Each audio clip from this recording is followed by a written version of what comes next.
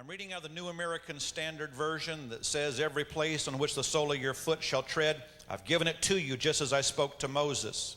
Verse 5, no man will be able to stand before you all the days of your life, and just as I've been with Moses, I'll be with you. I will not fail you or forsake you. Be strong and courageous, for you shall give this people possession of the land which I swore to their fathers to give them. Verse 7, only be strong and very courageous. Be careful to do according to all the law which Moses my servant commanded you. Do not turn from it to the right or to the left, so that you may have success. Everyone say success. So that you may have success wherever you go. And this book of the law shall not depart from your mouth, but you shall meditate on it day and night. Be careful to do all that's written in it, and then you'll make your way prosperous, and you will have success. Now turn, if you would, to the book of Revelation chapter 3 and verse number 7, and I will bring you this message. Revelation chapter 3 and verse number 7. And to the angel of the church in Philadelphia write, he who is holy, who is true, who has the key of David, who opens and no one will shut, and who shuts and no one opens, says this, I know your deeds. Behold, I have put before you an open door, which no one can shut, because you have a little power, and have you kept my word and have not denied my name. I want to talk to you tonight about the subject that no man can hold me down. When I was very young, I was raised, let me tell you a little bit about myself before I get into this. I was raised in a good Christian family and a Pentecostal family. And I saw a lot of things in the church that I did not like as a youngster. And I equated those improprieties of man with God, was confused about those things, and ran from God from the time I was probably about 12 years of age. I did not come to the Lord until I was 30 years old. When I came to the Lord, however, I came to the Lord wanting to know Him, not wanting to know religion, not wanting to even know the God that I thought my parents knew.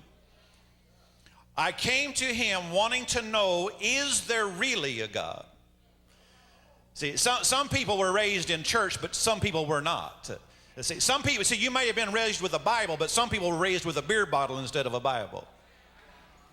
In that time of searching for God, I found Him. Let me tell you something. If you'll search for Him, you'll find Him. If you'll draw nigh to Him, you will find Him.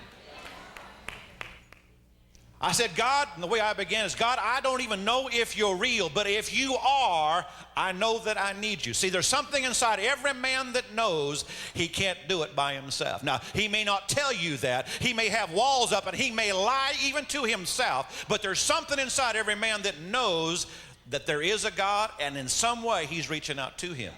See, let me tell you something. See, the person that's on drugs in some way is looking for God. Now, they won't tell you that, but in some way they are.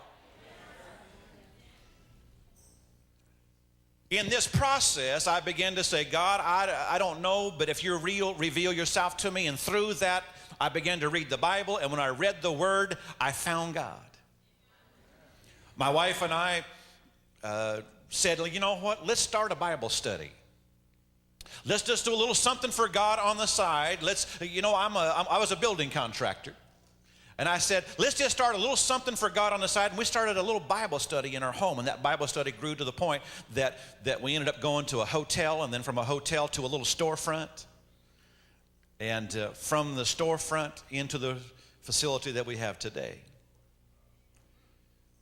9 years ago, we were just a handful of people. And of course, as we began this church, one day, the Lord spoke to my heart and said, what do you see out there in your church? And, we were in a little storefront that would hold about, we were in a 3,000 square foot storefront. And if you really squeezed them in, you could get 200 people in there. And one day we were worshiping, and the Lord said, what do you see out there? And I said, I see a bunch of people praising you, Lord. You know how you're proud of yourself. And He said, well, what I see is a whole bunch of white hands praising me. That began the process of saying, God, what do you want us to do? And God said, how can you call yourself a man of God when all you're ministering to are people of your color? That began that process inside me of saying, God, what do you want us to do? And he says, I want you to be a church for all people. I want you to be a church for all races, all denominations. I want you to be a church for all people. So we began to pray. We began to say, okay, God, make us a church for all people. How many know when you ask God to make you something, how many know that sometimes it's painful? So you're saying, God, draw me closer to you, and he sends a storm in your life. Now, wait a minute, God, I didn't ask for a storm. I asked you to draw me closer to you. How many know what I'm talking about? He began to take things out of me I didn't know were in me. See, some of you know what I'm talking about tonight, but there was stuff inside me that wouldn't let us be a church for all people. So I know none of you are like that. You understand that? I know what I'm talking about here, but I'm just saying God began to take things out of me and begin to put things in me. As I begin to seek him, as I begin to call on his name. And do you know that today, now, we are a church that is an integrated church, but we are a church of just on Sunday morning, we run over 6,000 just on Sunday morning. And we are now a church that's about 45% black, probably about 40% white, and then about 15% of other. You know what I'm talking about, just everything else. And it's an amazing thing to see because, you see, I've never been to seminary. I've never been to Bible school. God would take a snot-nosed, blonde-haired building contractor and make him a preacher in a city